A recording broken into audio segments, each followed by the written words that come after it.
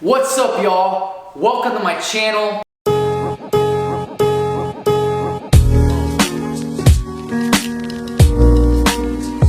So glad you're back to the Mr. Danny Lopez channel. Soon to be Dr. Danny Lopez. I'm graduating in about 60 days. It's so exciting.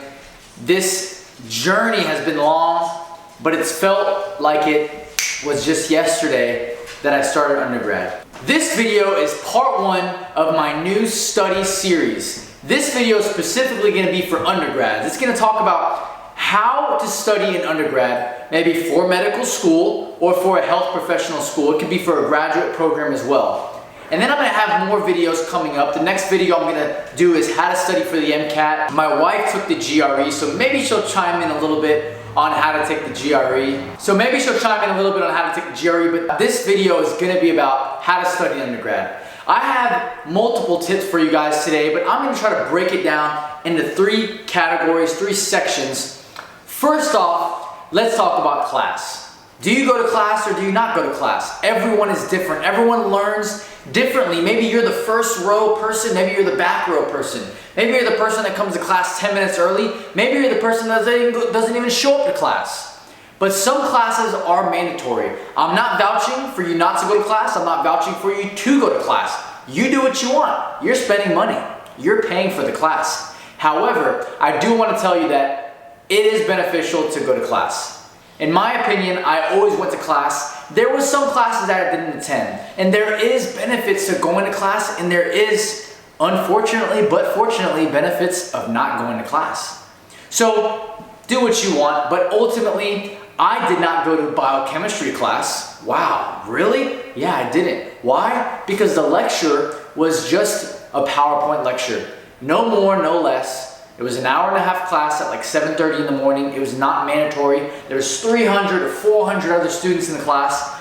I didn't feel like I got much out of it. So what I do, I went home, looked at the PowerPoints, maybe watched the lecture on 2-speed, even though they sounded like a chipmunk like this. It's okay. I got it done. Okay, so go to class.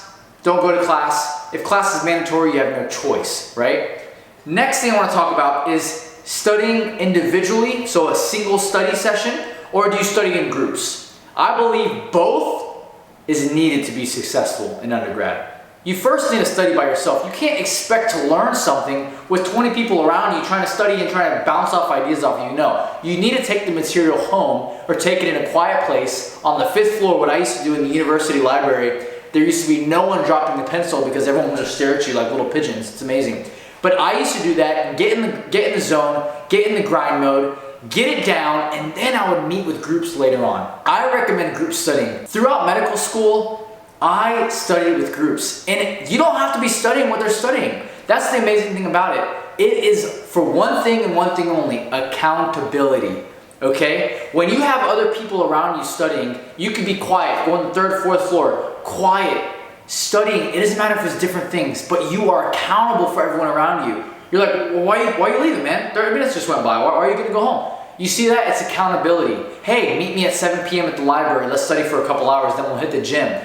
It's accountability. So even if you're not studying the same material, it's still worthwhile to find a group, find some friends, and study with them. You're obviously going to have to study by yourself at some point because you have to do it.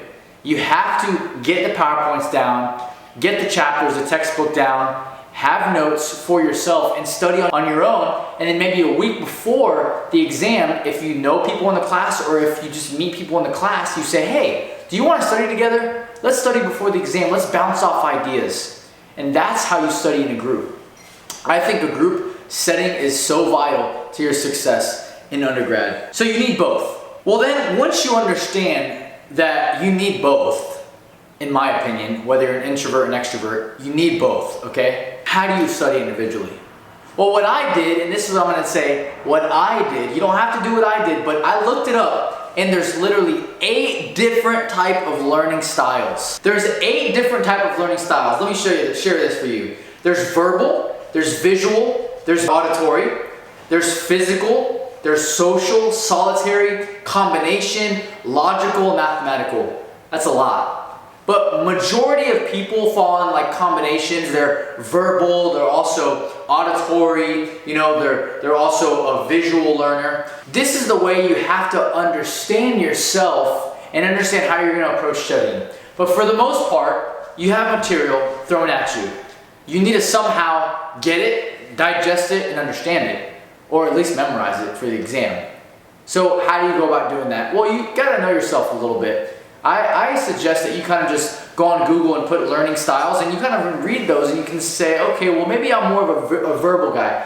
Maybe I'm more of a doer, a physical guy. Like I gotta start drawing out maps and writing it down and talk about it. There's many different styles. I'm a combination person. I like visual, I like auditory, I like writing things down. So don't interrupt my video. This is very serious. This is how I get paid. I don't get paid nothing. This is how I get paid. You're in your phone, so I can see Every day try to quickly. Every day try to quickly review previous. So once you kind of find out your learning style, you have to put it to use. So what I did was throughout undergrad, I would get a notebook like this, and I would basically get the PowerPoints. I would write down a summary of each PowerPoint slide of what I thought was vital to understand and learn.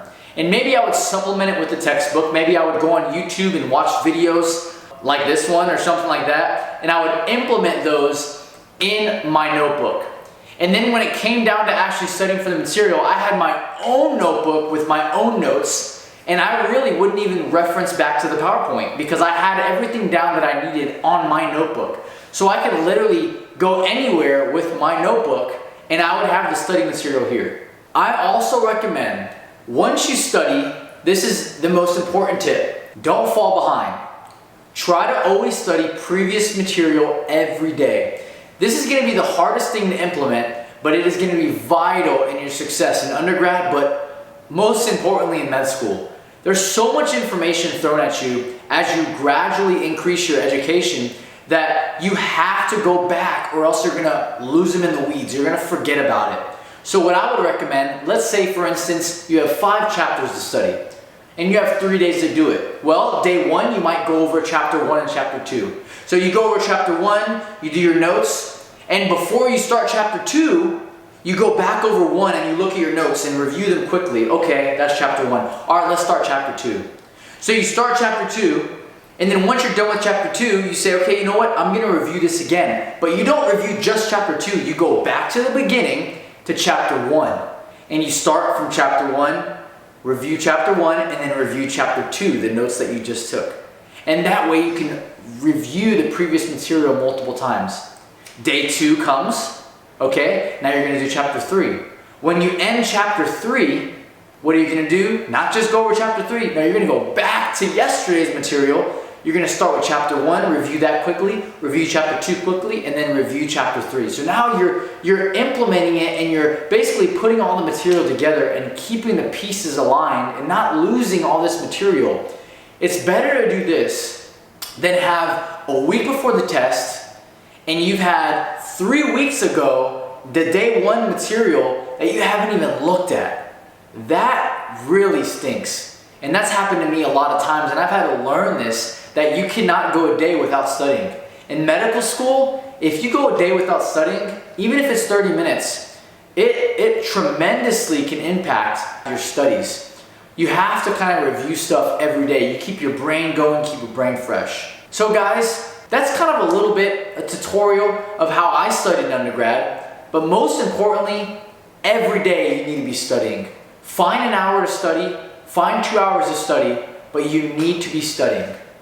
Single study, individual study is necessary, but I believe that group study offers accountability and it offers you an outlet to not just be alone, but actually have people around you that maybe you can take 5 to 10 minute breaks and joke around, maybe go on Facebook or show them videos online that are funny, and then you get back to work, you get back to the grind zone. During your study sessions, guys, you should stay hydrated. I always had a cup of water and coffee next to me. I love coffee. Maybe you're a tea person. Maybe you're not, but you need to stay hydrated. Maybe have electrolytes, drink some Powerade, some Gatorade. Maybe sometimes slip in a Coca-Cola or a Dr. Pepper in there to get some caffeine in you.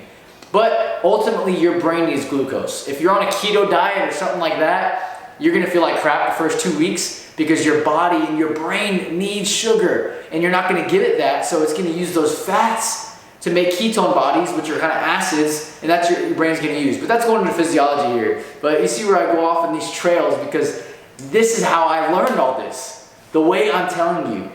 You need to study every day. You need to take care of your bodies. You need to find out what type of learning strategy is best for you. And that's how you're gonna be successful, guys. Man, this is part 1. It was really short, but part 2 is gonna be how to study for the MCAT. And I know that a lot of you here are sophomores, maybe even freshmen or juniors thinking about the MCAT coming up, and you wanna know, how do I study for it? I took the MCAT a few years ago when there was a 2-digit scoring system. Now it's a 3-digit system, but it's practically the same other than a couple of subjects added to it. So I'm just gonna kind of give you an overview of how you can go about studying it. Maybe buy your own books and study. Maybe take a class, a prep course, 3-month course like I did. I'm gonna give you some options of what you can do.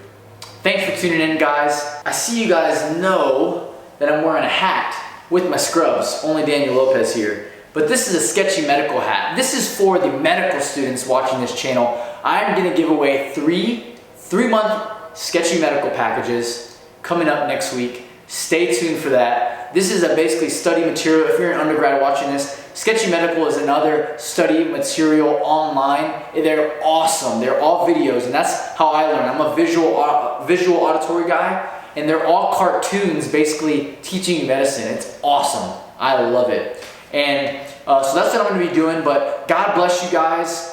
Thanks for tuning in. Be watchful for these videos coming up. Subscribe to this channel and my Instagram as well. I do have an Instagram, guys. You can see not just medicine, but my daily life. What do I do? What are my hobbies? Other than medical school, there's other things that I love to do. So if you want to get to know more about me as a person, go on that Instagram.